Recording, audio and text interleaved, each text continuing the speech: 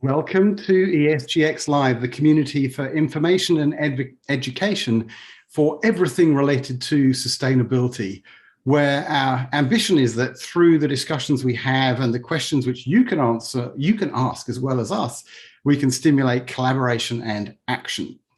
With me, Nigel Lake in New York, and my co-host Paul Herman now in Paris.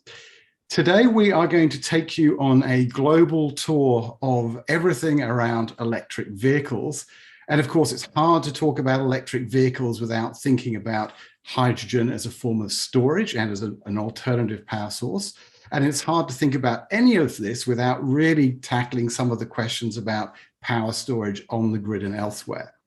Just as a little bit of background, I was reflecting on this the other day, and my first ever job in the United States in the late 1980s was at a place called the Environmental Research Lab in Tucson, Arizona. And we drove around the campus there on electric carts. And I didn't think anything of it at the time. I did think that these things spent quite a while plugged in and not so much time driving around. But that was then. Of course, today, so much has changed. Reading in the newspapers this last week or two about Porsche, for example, now saying that 80% of its vehicles will be electric by 2030. Maserati saying it will be 100% electric by 2030. Ford's trucks in Europe completely electric by 2035. But of course, it's not just about cars and trucks. It's also about all sorts of other forms of transport. So with that in mind, I'm going to start by asking JC to join us, JC Young, who is an impact entrepreneur based part of his time in New York and part of his time various other places around the world. And he has a background in things particularly to do with electric bikes. But before we get to the bikes, my question is, why did you ever come to an interest in the electrification of transport? Why are you here, JC?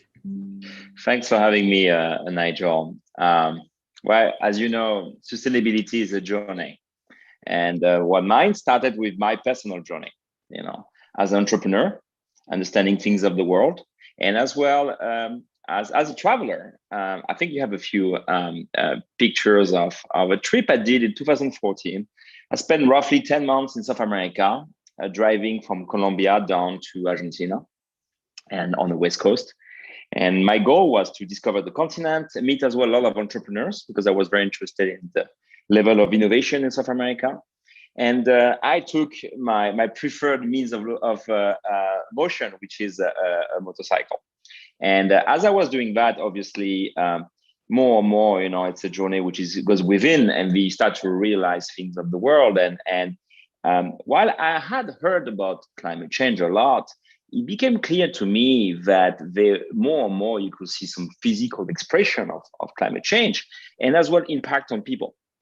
And as I was doing this trip, I made deep down a decision to find a way to align my work with my values and the priorities of the world, and climate change being on top of the list. And after this trip, I came back to New York. I've been really looking at all things impact, and look at those kids, great kids in the Atacama in Chile. And then after a little while, my partner, Taras, offered me to join him in co-founding a lightweight vehicle mobility company called Tarform. And he had an amazing vision, really, to really show the world that the future could be exciting, beautiful, and sustainable. So we co-founded this company in Brooklyn, New York. And fast forward 4 or 5 years, Tarform is producing in Brooklyn, is delivering to its clients, has had a great exposure among the media, and people really embraced the brand, the messaging of the brand, and we've been very, very happy about that. Of course, as you can expect, a hardware company is not always so easy, because it takes a lot of time to do R&D, there's a lot of capex involved. But here we are. These bikes are on the market, and this is just the beginning of hopefully a very successful adventure. I think it's fantastic, and I was lucky enough to go to the launch event for Tarform before COVID struck and continue to watch with great excitement. And I think we'll come back a little bit later on to how on earth we ended up with that extraordinary image of Lewis Hamilton on a tar-form bike last year. For me, one of my absolute favorite images of 2021. But before that, I think one really interesting thing to think about, and I'm interested in your views on this, is when we change something in the world, when some new technology arrives, very often people and businesses just try to replicate what they did before using the new technology, rather than saying, actually, everything has changed now because an electric car or an electric bike is just fundamentally different. What have you seen as opportunities where the shift to electric vehicles has opened up new opportunities or different ways of doing things that we might not have thought about in advance? I mean, it varies, of course, if you're talking about commercial vehicle, the cars, lightweight vehicles like a motorcycle. But obviously, a powertrain of an electric powertrain is amazing in terms of its capacities, its performance, is very low requirement in maintenance, and it really the experience it delivers to the driver or the user. And one thing which I believe I don't know if it's going to be part of the conversation, is really the future of mobility, mobility as a service. And I really believe that electrification is a cornerstone of this approach of rethinking the way we go from one place to the next, and the way we share mobility with other people and with the ecosystem. And I really think that's really where the whole market is going. And to be honest, I'm not convinced that most incumbents are ready for the shift in the change of user mobility. And is there any way you think that will manifest? Because, here in New York, which is where several of us live on the show today, to some degree, transport already works like that, in that I don't own a car, and most of what I need, if I need a car for the weekend, I will rent one. If I need a car to get around the city, I will call Lyft or Uber. And where do you think it will go? Do you have a vision as to how different the world might look in 10 years' time? I mean, obviously, there are going to be big differences between the urban environment, the suburban, and the countryside, and the developed countries versus the developing countries, obviously. But for sure, again, we are going towards a servitization of mobility. And you pay for your service, you don't pay to own something. To have a dead asset that's going to be staying on the street for 96% of the time, I believe, on average. So there's going to be a big switch in that approach. But obviously, as well, automation is going to be big part of the equation. Okay, maybe not for motorcycle at first. It's going to be mostly for cars and commercial vehicles. But automation is going to be a game changer, because then the whole topic of the cost per mile for shared mobility is going to go dramatically down. And it's going to be a no-brainer. At some point, really, people are going to think, why should I own an asset when it could cost me a fraction of the price to have the same service in an urban environment within 5, 10, 15 years. Fantastic. And I might ask Patrick to join us now and maybe go to the other end of the spectrum with transport, because we've talked a little bit about electric bikes and electric cars, which of course are small and light, and batteries are a pretty good solution for that. They're a lethal solution for couriers, that's for sure, bringing packages and food to people's homes. But Patrick, so you're leader of the hydrogen mission at CSIRO, which is Australia's science agency, and hydrogen is something which people, I guess, a lot of people wonder where it fits in. I think most people recognize it's important, but perhaps struggle to think about where it may fit into the landscape. So fascinated in your views about that. Yeah, thanks, Nigel. And hi, everybody. Nice to be with you from Australia here. So, yeah, I mean, hydrogen mobility, really important to realize that essentially most forms of hydrogen vehicle are in fact electric vehicles. So it's basically the technology is all about taking out some of the weight of the battery and replacing that with a fuel cell and a hydrogen tank. So very similar sorts of drivetrain. Where in the passenger segment, as you said, Nigel, the batteries are a great solution. The sort of power to weight ratio and the range and everything else work for passenger vehicles. As you scale up vehicles, it gets a bit tougher for batteries because if you're going for very long ranges, and particularly for heavy vehicles where you need a lot of power and a lot of energy storage, the weight of those batteries and the size of those batteries starts to become a challenge. And that's really where hydrogen comes in, because as you scale up the amount of hydrogen storage that you're putting on a vehicle, the actual weight of that storage doesn't go up anything like as much. And so really, there are plenty of passenger vehicle solutions for hydrogen, which will be there in the market, and people will choose to use those vehicles because they like the sort of similar experience of refueling a car and driving and rapid refueling, for instance. But the real segment where hydrogen can play a role is in that very heavy vehicle long range, which of course in Australia is a big deal because we have lots of open space to get across, get our loads of trucks across. Yeah, there's an awful lot of internal shipping is done by truck, not unlike the US, in fact. An awful lot of activity around mining, and an awful lot of air travel per head of population as well. So, hydrogen is logical for heavy transport. Is it a solution for air travel, or is the jury out on that? I know that Andrew Forrest has a project, I think, with Airbus looking at this, recently announced. Have you got any views around air travel, or is it a bit too soon to say on that front? Well, it's funny you say that, Nigel. I'm actually in Canberra, in Australia's capital today, speaking at an air and space power conference, which is kind of run by the Defence Department, looking at exactly these sorts of questions. What is the role of hydrogen in aviation and ground support systems for defence? So yes, hydrogen is certainly being actively pursued. Companies like Airbus have declared that they're really going to look very hard at hydrogen-based aviation. It's a huge challenge. Aviation is in general a huge challenge because you've got the perfect storm of needing small, highly small volume energy systems, as well as very light energy systems. And so some of those advantages that I mentioned about hydrogen from a weight perspective, you lose on the volume side. Getting hydrogen into a small space, it can be tough. So the sorts of things that people are looking at really are how you densify hydrogen. Airbus, I think, is pursuing liquid hydrogen as its main or one of the options. We've also done quite a bit of work with the commercial aviation sector, looking at what the options are. And so the use of hydrogen to produce synthetic fuels, which are actually net zero, where, for instance, you're capturing carbon dioxide from the atmosphere, reacting that with renewable hydrogen to produce essentially a drop-in fuel that looks like diesel, but because you're actually harvesting the carbon dioxide and then re-releasing it, it's a net zero fuel.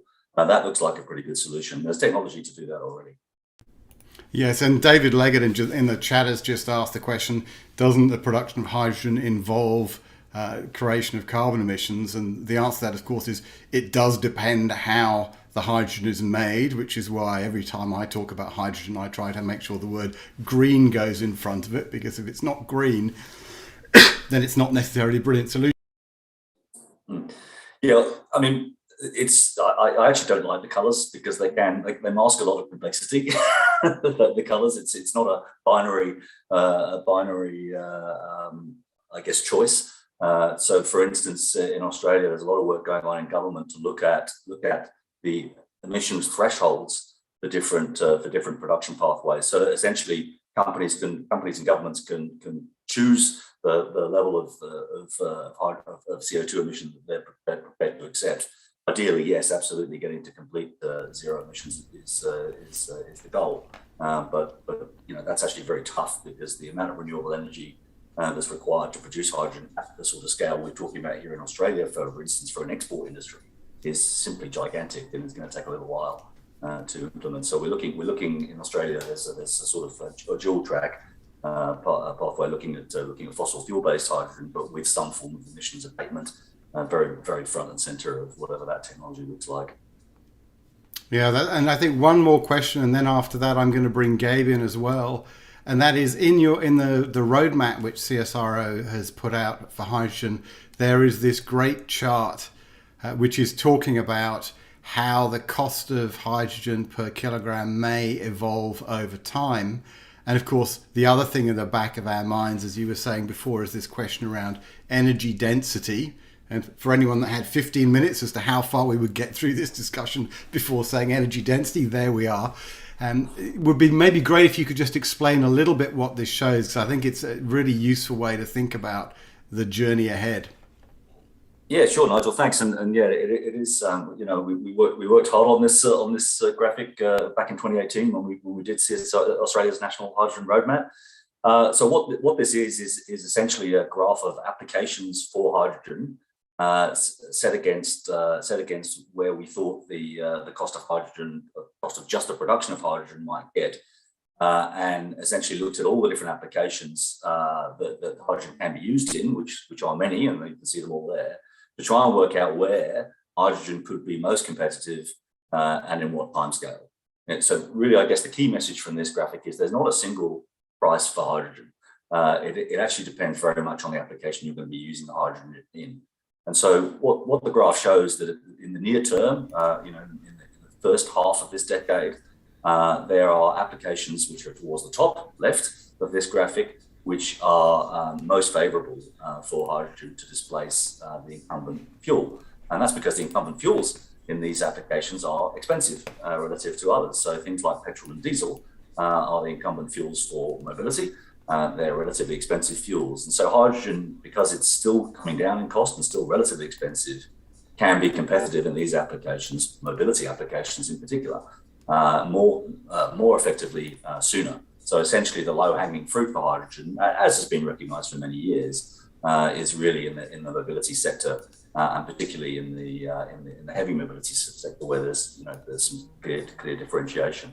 The other area there I'd just like to point out there as well is the use of hydrogen in remote area power systems. So obviously we have, as you mentioned, Nigel, a lot of mining environments which are off-grid, remote, fringe of grid, and so looking at how we can power those environments using to displace diesel again, typically diesel power generation from those sorts of environments is another place where hydrogen can be quite competitive in the near term, as we saw it. And then as we move down to the right-hand side, all these other applications where you're displacing things like cheaper fuels like natural gas can come online as that cost of hydrogen reduces over the next 10 to 20 years. Fantastic. And what I might do now is ask for Gabe to join us, and we'll bring in the discussion around batteries. So Gabe, your business Urban Electric Power, originally founded in Haarlem, which I'm happy to say as a proud Haarlem resident. I guess the starting point is, what is Urban Electric Power about? What problem are you trying to solve, and why? Sure. Oh, thanks, Nigel, and really appreciate you having me here today. Urban Electric Power really was founded to create an energy storage solution that was really broadly deployable at a low cost. I think we recognize the growing need for energy storage across the world and across a number of use case applications. And so the initial research for our tech was really targeted at making an extremely low cost energy storage product that could be deployed really globally. So we started on that journey back in 2008, really at the City College of New York's Energy Institute. That's where the technology was developed first, spun out in about 2012. That's where we started our journey in Haarlem, and then scaled up our manufacturing facilities, moved out to the suburbs, as people often do when they get a little older and need more space. And so we now operate a 40,000 square foot manufacturing facility in Rockland County. And so the mission remains the same. We're looking at an extremely low cost of energy storage for our alkaline battery system. The chemistry we use is a zinc manganese dioxide. So very common in the primary market. So single use AA, AAA batteries follow a similar formula.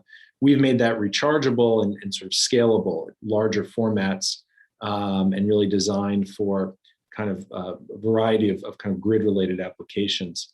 The materials we use, and generally the product itself, really benefits from that, from the similar attributes of the primary alkalines.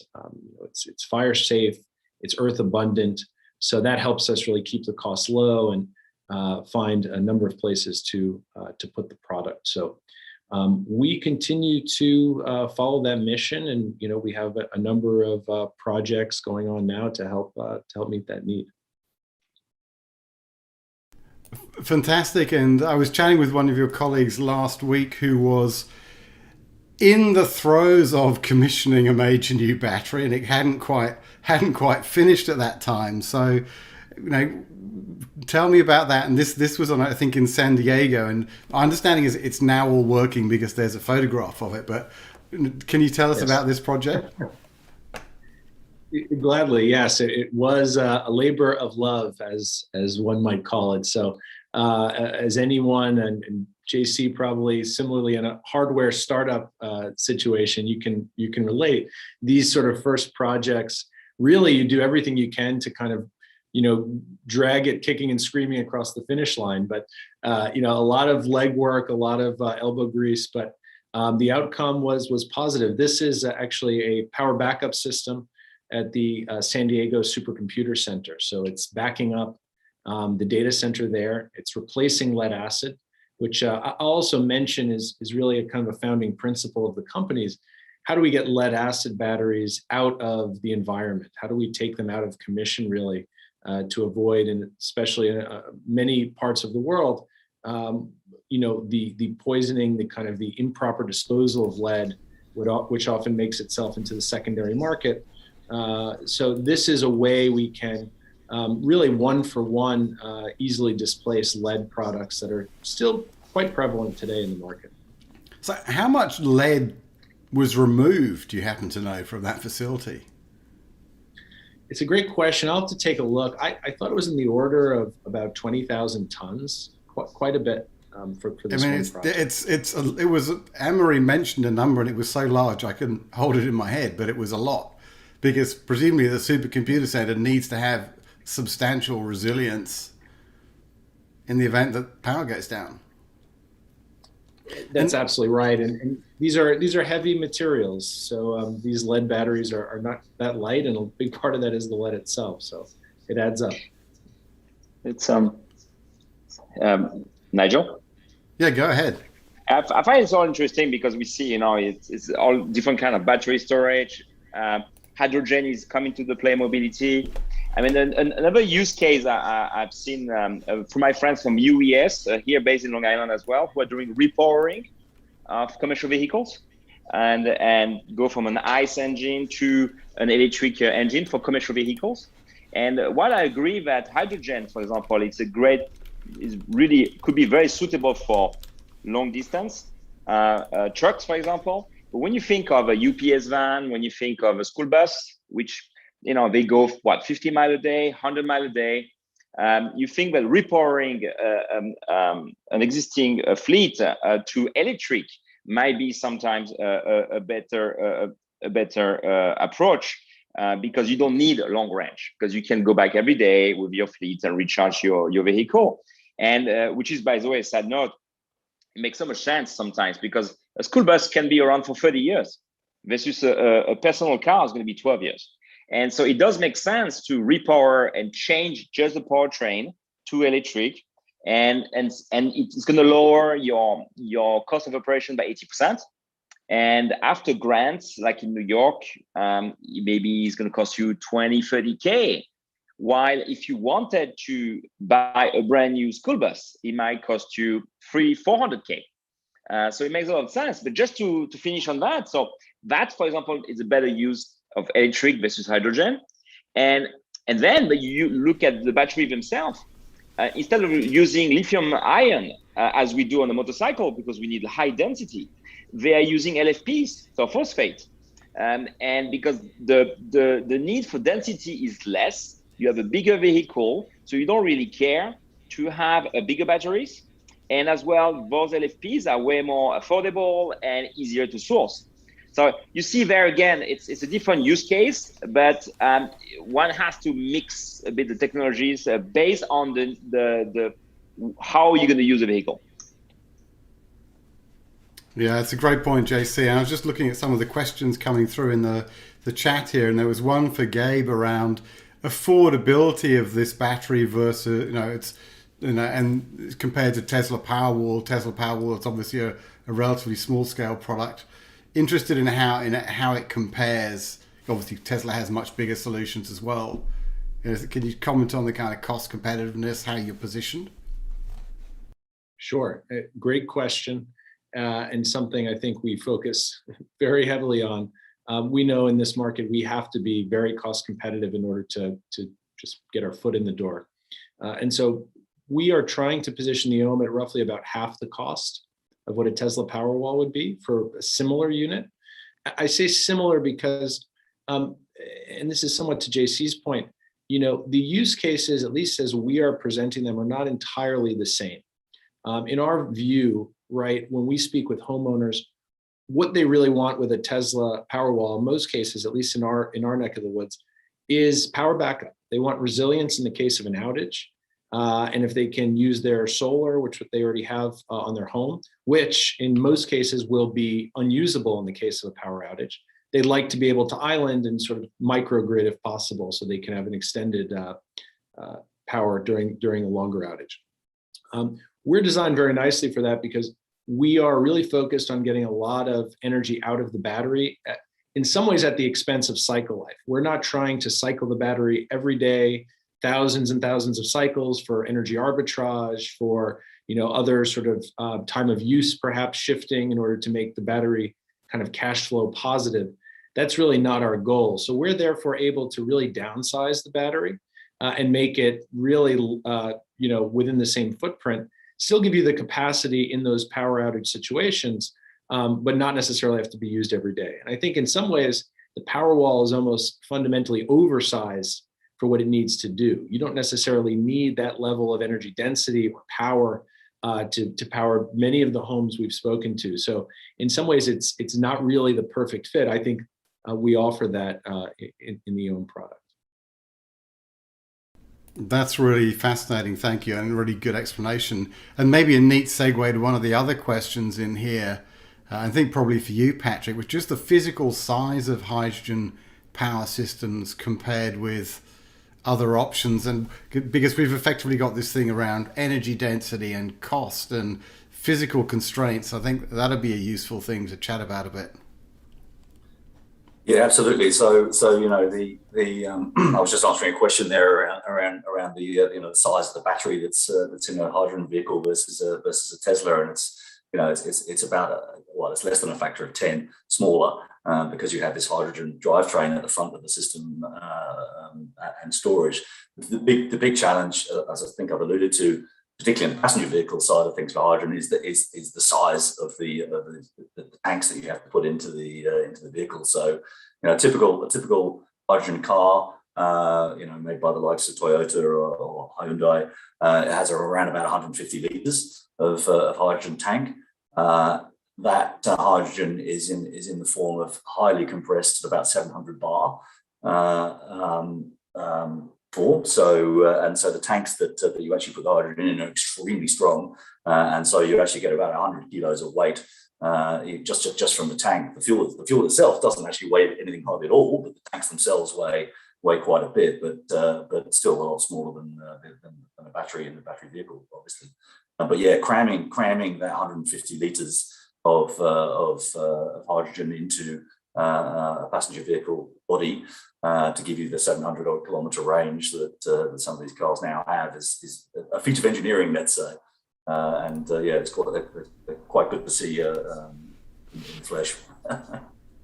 And I think, and we were chatting about this a bit earlier. This whole point that there are dramatic changes coming in, or everything which is touched by vehicles and energy storage, and that there is not a single solution that's right. If you're trying to have a motorbike, electric motorbikes make really good sense, but there's so many different applications. And you were talking earlier about the mining industry, where you've got remote sites and the need for power, and it's very an awful lot of energy is used.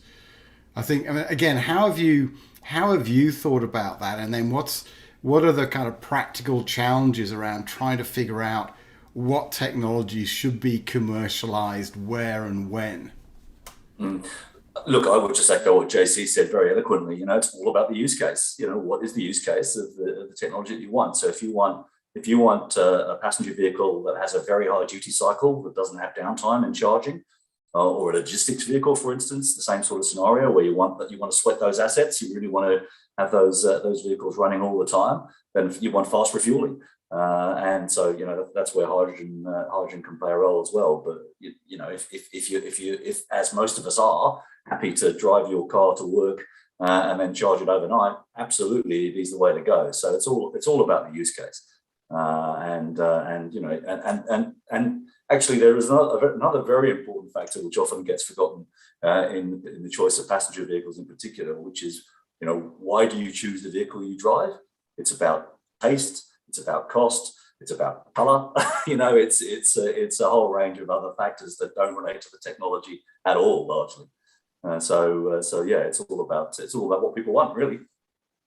Don't forget that in 70s or 80s, some of my countrymen, the French, tried to get into the US market with their cars, and they always forgot to have a cup holder inside the car, and many customers didn't like that. And so it has nothing to do with the design there, just what they wanted, as you just said, Patrick. So. It's exactly the same here in Australia, JC. No cup holder, really? you've blown the market, yeah. So with the tar form bike, JC, was there, what was the equivalent of the cup holder for the tar form bike, the thing that you just really wanted to be able to get right? It's so all the credits to Taras, really, CEO and designer of Tarform. It's really the idea. When you start with a new technology, you can go very extreme. You can really say, okay, let's do something completely out of the ordinary. And when you look at the design from Tarform, it looks more what we love from the past, and we project it into the future. But there's a lot of familiarity with the look and feel. And I don't know, I have seen some amazing projects out there, which are really out there, and in terms of design, and I really wonder how people react to that, because the familiarity is just, you expect them too much to embrace something brand new. And so I personally believe, since the key mission is to accelerate change, the key mission is to be so successful that the incumbents have to step up to keep up, because we need the big guys to step up. You want to provoke on one end, but you want as well people find enough familiarity so that they can project themselves and use your product. And by the way, a big thing for the brand was not to talk too much about sustainability. You wanted to bring a product that people will desire, and then realize that it's electric, it's sustainable with a lot of pieces around circular economy. It's designed to last, so you can upgrade the design and the technology on the go. You don't have to discard the whole product. But the more and more, I believe, moving forward anyway, the USP shouldn't be anymore you are a sustainable product. It should be a given it's sustainable. Whatever business you do, it should be a given that you are embracing the right values. Then your USP should be in your brand, your look and feel, the experience you deliver. So again, I think there it was a big decision, but to do something that people can somehow relate to, but then be surprised, because obviously the experience is very different and pretty amazing, to be honest. I think it was a key thing. Fantastic. And what about the sound? The sound is obviously a key part of the experience. You touch things, you feel things, you hear things, and there again, the engineering team I think has done amazing work. And one of the idea here is that a sound is necessary for safety, obviously, but second, really for the experience. And basically, a technology has been developed where the sound of the vehicle, it comes from the core of the motor, and like an electric guitar, where you amplify the guitar. Here we are amplifying what is happening in the motor, and people are pretty surprised on how it sounds, and usually amazed as well. And I'm desperately trying to find I had somewhere a recording of the sound and I can't find it, but if I find it before the end of the show, I will play it because it was quite fantastic. So maybe just a quick diversion. There was a really good practical question asked by one of our guests, which is, should I be buying an EV now or later?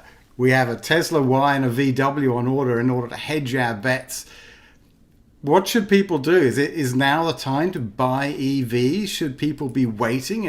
If you're in Norway, the answer is you've already bought one and 80% of sales are now electric already. Popcorn round, quick answers. Gabe, is now the time to buy an electric vehicle? I think so. And I am guilty of still owning a combustion engine, but definitely my next car will be electric. It's just at this point, especially in New York State, we see the increase in charging infrastructure, really still quite generous incentives. And frankly, there's just more options out there. So cost is now really not the only driver. It's for folks who can really afford the technology in sort of almost any income level. So I do think now is the time, better now than later, really. Patrick. Yeah, great question. It depends where you are, right? And that's the challenge here in Australia. Our rollout of charging infrastructure is really only ramping up now. So I would say, my next car will be an electric car. I'm pretty sure of that. If I can get one in Australia, I can tell you. I gave a talk to some of the national fleet managers in Australia just a couple of weeks ago, and they are screaming for vehicles. They can't get them because of the supply chain issues that are surrounding things. So I'm expecting to have to wait 6 months plus for my electric car when I get around to organising it. But yeah, it just depends on the availability. I think we need a lot more charging infrastructure before it's going to be a really no-brainer here in Australia. But you're at that tipping point right now, I would say. JC, what do you think? I mean, obviously, right? I'm very biased on this one, but there again, it depends on your use case, and the infrastructure, as Patrick just mentioned, is a key thing. Based on how you're going to use a vehicle, what kind of infrastructure you need.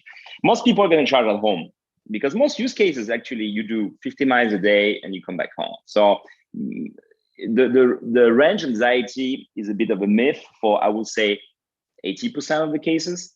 And then for people who really do long trips, then it would be based on the infrastructure. I mean, if you think of more and more, you have got superchargers, 350 kilowatt an hour chargers. It means that you can add 100 miles in any car within 10, 15 minutes.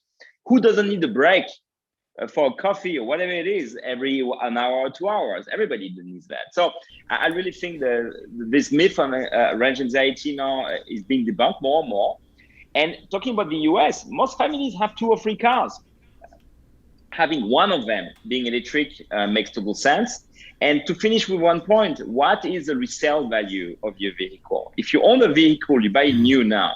In 3 to 5 years to 7 years, you're going to resell this vehicle. Do you really think that your combustion engine vehicle is going to be easy to sell, considering future legislation, taxes, and on and on? While, as we know, electric vehicles require very low maintenance, and they're going to be pretty good shape within 5 to 7 years still. So I would bet on the electric vehicle, hands down. And obviously, if you can afford it, because price is still an issue. Yeah, I think that's a great point. And this whole thing around range anxiety and what people really like, there was something that struck me really hard very early on in my thinking around this, and it was a decade ago, and we hosted a breakfast in Melbourne with James Cameron, the founder of Climate Change Capital, for a variety of executives in the Australian business community there. And one of them from a fossil fuel company said, but people just like petrol. And somehow it really hit a nerve for me. I said, do you know, I don't know anyone that's got a jar of it on their mantelpiece. I don't think anyone likes petrol per se.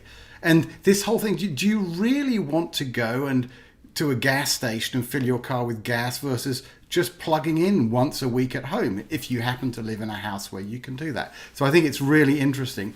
The other thing for me, which is really telling, because I'm like JC, I would not buy a fossil fuel car if I was going to buy a car, if I could possibly help it because of resale value. But think about the biggest ad buying event of the year, which is Super Bowl ads, right? 9 car companies took ads in the Super Bowl. 7 of them were for electric vehicles. And they had, Arnold Schwarzenegger and Dr. Evil or whatever his name is, and a whole host of really, these were big budget ads for the biggest ad spend of the year, and they were almost all electric. And for me, that was really telling. And you put that with, where are the big motor manufacturers now?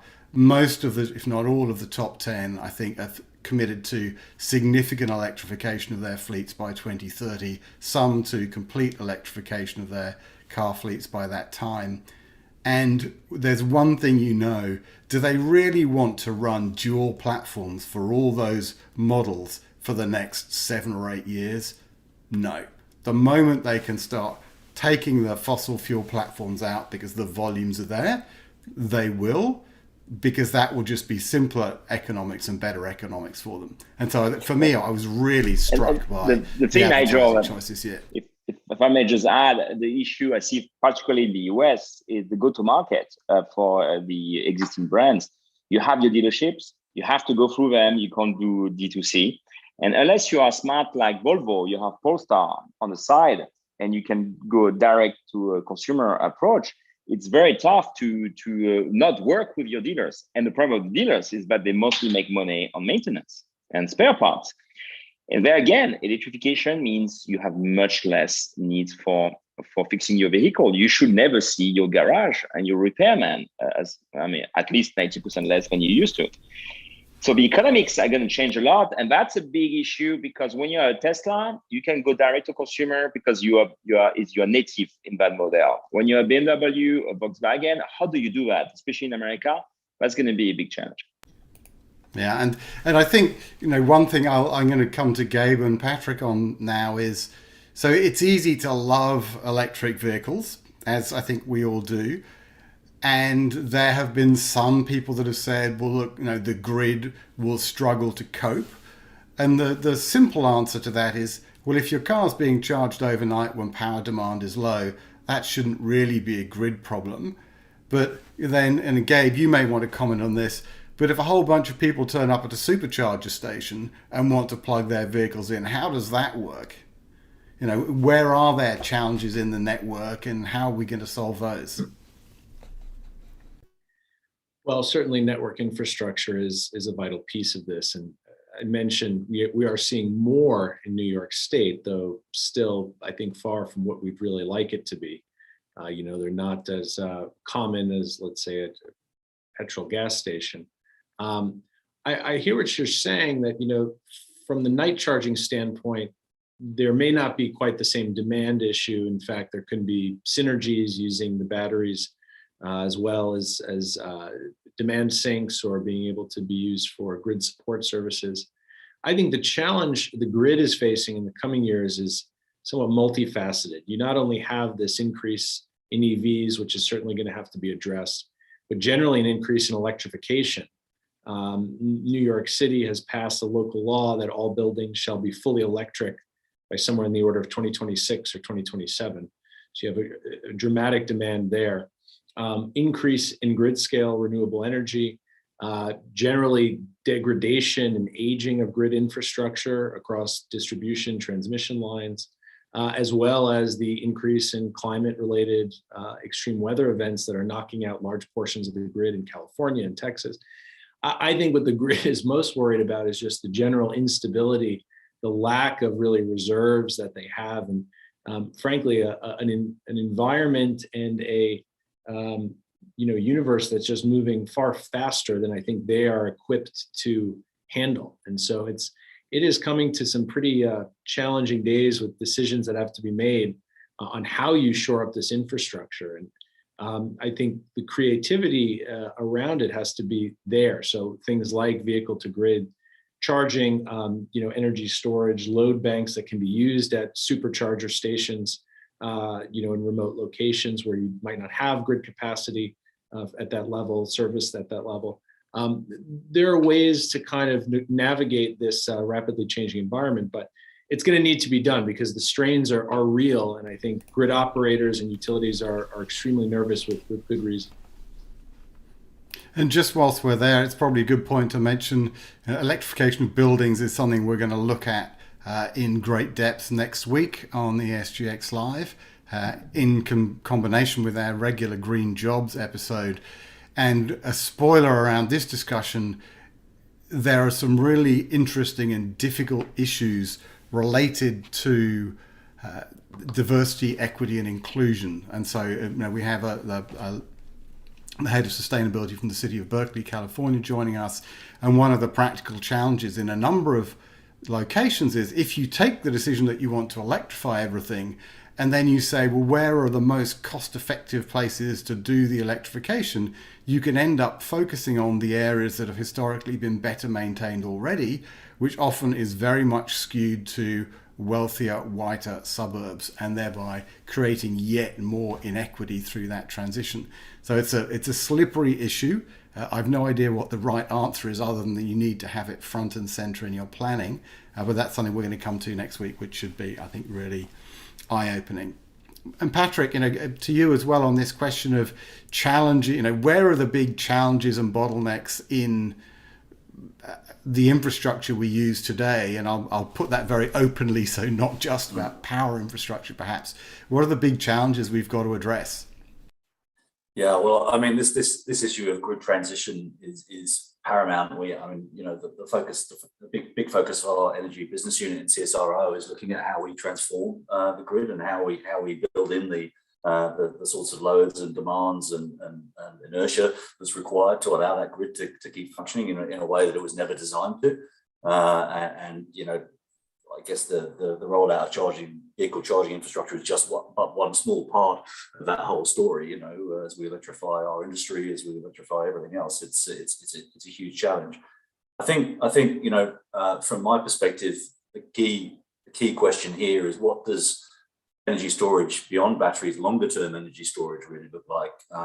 We're all aware that things like pumped hydro play a huge role in providing that longer term storage.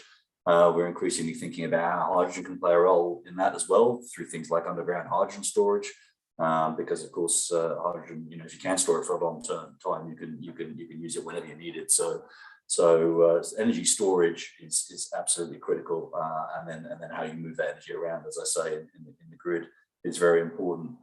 Just zooming in again on the mobility side of things, though, I think there's some really fascinating work to be done on how things like hydrogen vehicle infrastructure and electric vehicle infrastructure can interplay.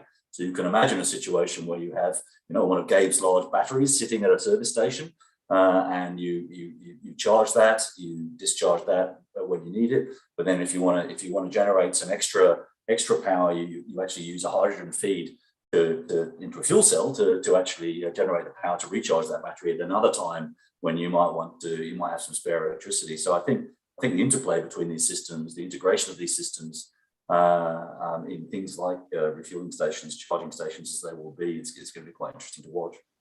Maybe one topic, Nigel, on infrastructure, if I may.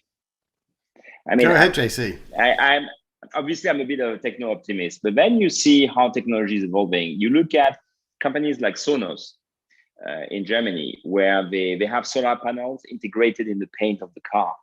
And with that, I think they have in Munich, Germany, which doesn't have the best weather all year, they can add 30 miles or 30 kilometers, I believe, of range per day just with the solar panels on top of the car. That's an amazing way forward. And they want to sell the technology to trucks, people who have vehicles of much larger surface. So can you imagine if a truck could add 50 or 100 kilometers thanks to this technology? It's pretty amazing, because then you need less to go to a charging station. And then in Brooklyn, New York, here, this company called Hivo doing wireless charging. You just park above the car, above the plate, and then it charges up to 12 inches. And I think it's 92% efficiency. You can have that in any parking place in New York. You can have that at the traffic light. But then moving forward, you can think of dynamic roads where when you're on a highway, you charge on the go. And technology already exists. You could maybe ride 50, 100 miles an hour and your car charges and you arrive at home, you're fully charged. You don't have to stop even on the way. So these are very interesting technologies coming. Obviously, the market maturity for those technologies might need another 5 to 10 years, but that's coming our way for sure. And then I know one thing we haven't really talked about today, and Patrick, you may have an answer to this, other areas of transport. So we touched a little bit on air transport. Again, in Australia, there's an awful lot of shipping, i.e., ships. What are I know a variety of things are being looked at by some of the big ship owning companies, so hydrogen and ammonia and other technologies. Any perspectives around that? And of course, where do biofuels possibly fit into all of this? Yeah, look, I mean, the heavy transport sector goes way beyond trucks, exactly as you said. Yeah, so we have a lot of electrified trains in many parts of the world, but we still have a lot of diesel trains in parts of the world. So there's already hydrogen-powered trains running. I think that from what I haven't looked at the numbers in detail, but from what I've understood, the cost of retrofitting a train with a hydrogen drivetrain versus electrifying that track is pretty favourable. So I think you're going to see, and I can imagine that electrified solutions, battery solutions as well, will play a role there. That's one form of heavy vehicles. As you mentioned, shipping and aviation. Shipping, the global maritime organization, has decarbonisation goals. So all of that industry is looking to how it's going to get rid of heavy sulfur fuel oil and diesel as well. As you said, ammonia, liquid hydrogen, all in scope for different ship propulsion systems to decarbonise. So I think it's every part of transportation is going to be is transforming. It's transportation is whatever it is typically second or third largest contributor to emissions around the world. So it's got to happen. Fantastic. And I've just noted a question here from Edward, and this is for you, JC, because I know you're very interested in this topic. Electric pleasure boats, electric motorboats. I know you've talked a little bit about this. There are some very cool things emerging on that front too.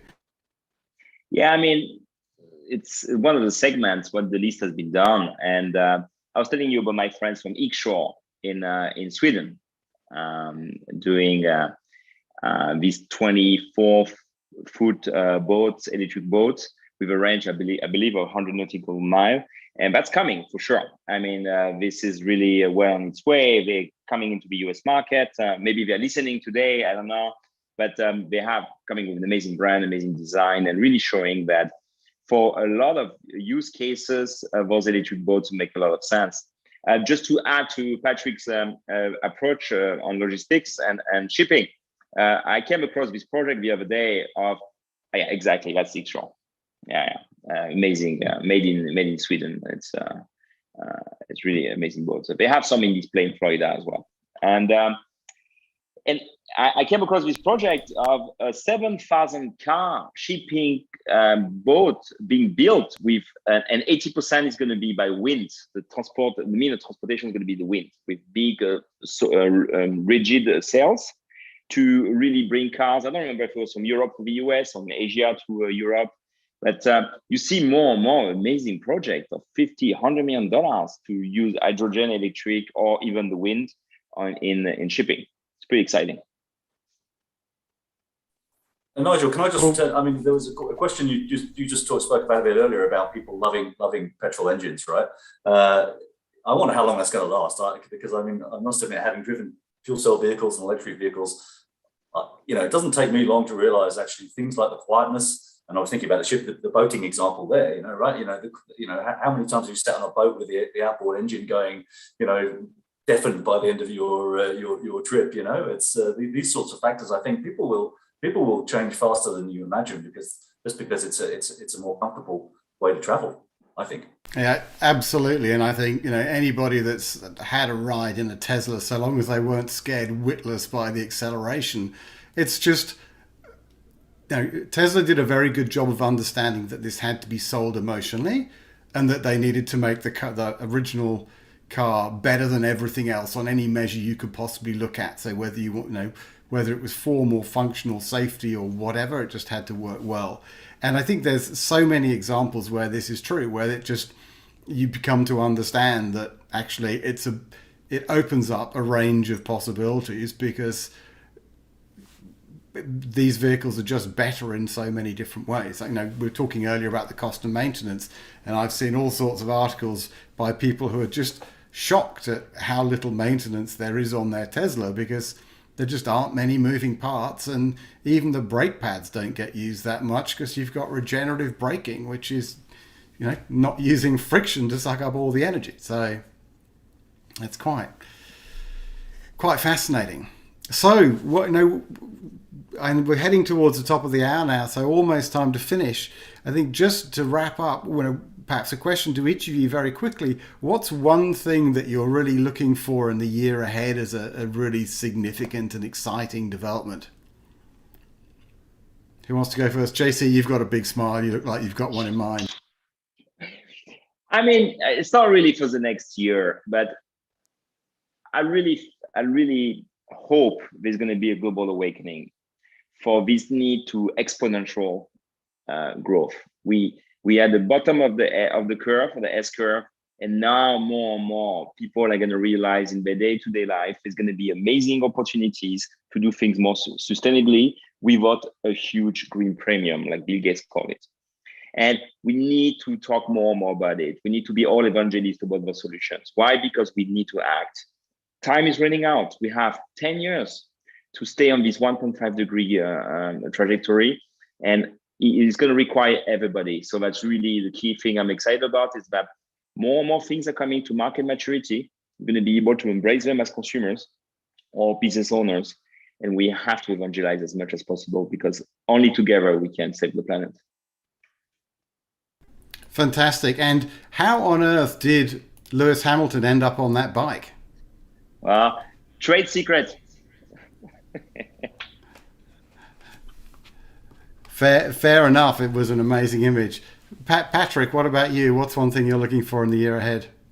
Yeah, infrastructure here in Australia. Infrastructure, be it charging infrastructure, numbers of hydrogen projects which are approaching final investment decision. Trucks arriving, refueling stations arriving. I think, it's all about infrastructure right here now. Fantastic. And Gabe, how about you? I'm really looking for where I can get my bike. That's my most important thing for the coming year. So I'll talk to JC after this call. But what I'm actually curious to see and still pretty enthused about is how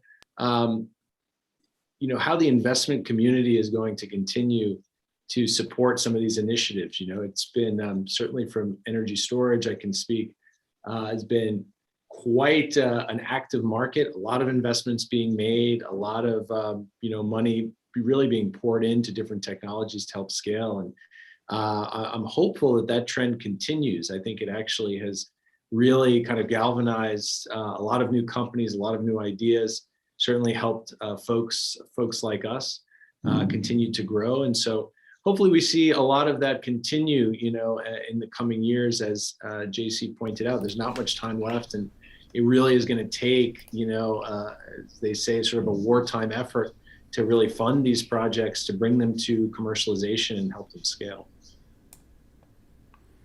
Fantastic. Well, thank you all very much. I think that's been a really eye-opening and encouraging discussion. I know there's good news and bad news in the world at the moment, and I think we all need a bit of good news and optimism. And I wonder if, Paul, if you're there, do you want to join us and we'll just run through the upcoming episodes we've got coming over the next couple of weeks? Let's do it. So super insightful today. Thanks everybody for joining. Please feel free to share on YouTube or send people to ESGX. Next week, in addition to our monthly Green Jobs Report, where we will reveal the new unemployment rate by sustainability, so you can see sustainability, you can see the unemployment rate of extractive industries, spoiler alert, it's high, versus the unemployment rate of sustainable industries. Then we'll be complemented with a focus on net zero buildings with speakers from Rincon Consultants, that does climate action plans for cities. Patricia Pino, who's the intersection of economics and engineering, and Katie Van Dyke to bring us the direct city perspective. So please join us for that episode. And then coming soon in April is the rise of animal-free foods. So we'll have representatives from animal-free foods, the rise of alternative proteins, and the role of cities in that. And this is next week also is the 2-year anniversary of ESGX. One more preview is the new agricultural ecosystem for the 21st century and bioeconomy. And so you can see here who will be joining us from around the world, including Australia and the Americas. If you do have ideas, I see them coming in, like net zero landscaping to go with the buildings, please email those in to ESGX, and please suggest any panelists you think would be potential fits. Delighted. I want to thank our panelists today, JC, Patrick, and Gabe, our producer, Nick Gower, and thank you, Nigel, for leading and curating the discussion. Thank you so much. Fantastic.